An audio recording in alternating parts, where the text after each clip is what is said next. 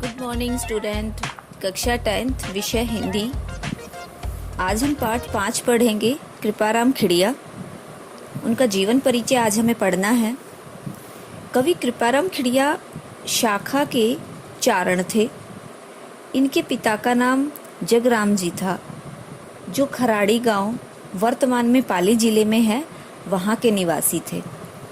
सीकर नरेश देवी सिंह एवं उनके पुत्र राव राजा लक्ष्मण सिंह ने इनकी कवि प्रतिभा एवं विद्वता से प्रभावित हो इन्हें क्रमशः महाराजपुरा एवं लक्ष्मणपुरा गांव की जागीर प्रदान कर दी थी।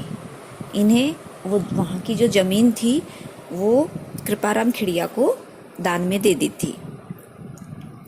कृपाराम खिड़िया का रचना काल संवत 1864 के आसपास माना जाता है। इनकी रचनाओं में राजिया रसा, जो कि एक काव्य है, चालक नेसी, जो कि एक नाटक है, तथा एक अलंकार ग्रंथ भी माना जाता है। इनमें से राजियारा सोरठा ही वर्तमान में उपलब्ध है। राजियारा सोरठा कवि ने अपने सेवक राजा राम, जिसका नाम क्या था, राजा राम राजिया, को संबोधित कर लिखा है।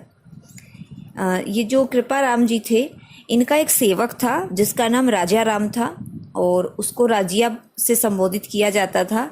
तो राजिया को संबोधित करके ही इन्होंने अपने संपूर्ण काव्य की रचना की है।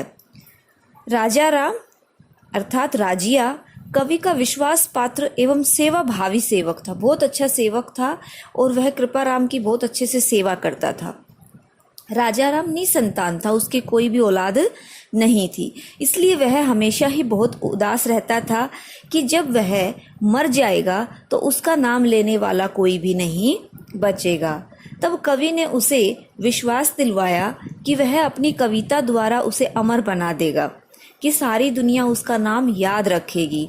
तब कवि कृपाराम खिड़िया ने राजिया को संबोधित कर नीति के सोरठे रचने शुरू किए। सोरठे छंद होते हैं, ठीक है, जैसे कवित्त छंद पढ़ा हमने, वैसे ही सोरठा भी एक छंद है।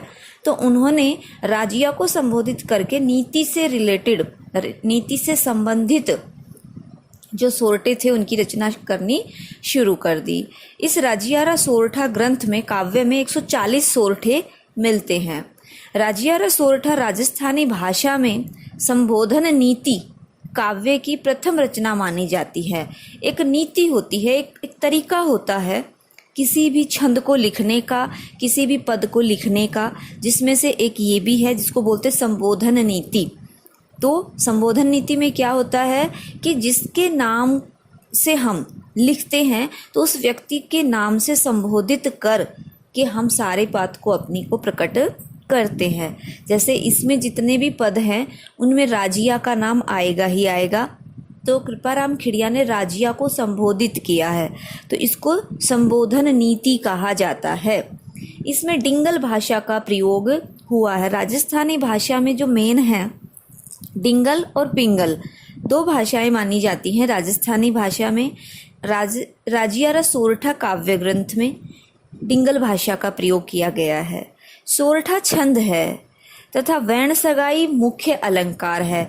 एक वर्ण सगाई नाम का अलंकार भी होता है जिसमें इसका प्रयोग किया गया है।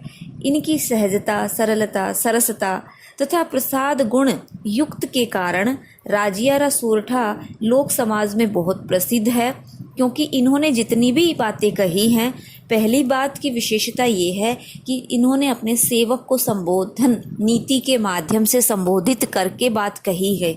दूसरी विशेषता यह है कि इन्होंने जितनी भी बातें कही हैं वो समाज की नीति परक बातों को लेकर कही गई हैं, कि जैसे मनुष्य को कड़वा नहीं बोलना चाहिए, कोयल की भांति मीठा बोलना चाहिए, गुण और अवगुण की पहचान होनी चाहिए, ठीक है। तो इस प्रकार से इन्होंने नीति परक बातें कही गई हैं।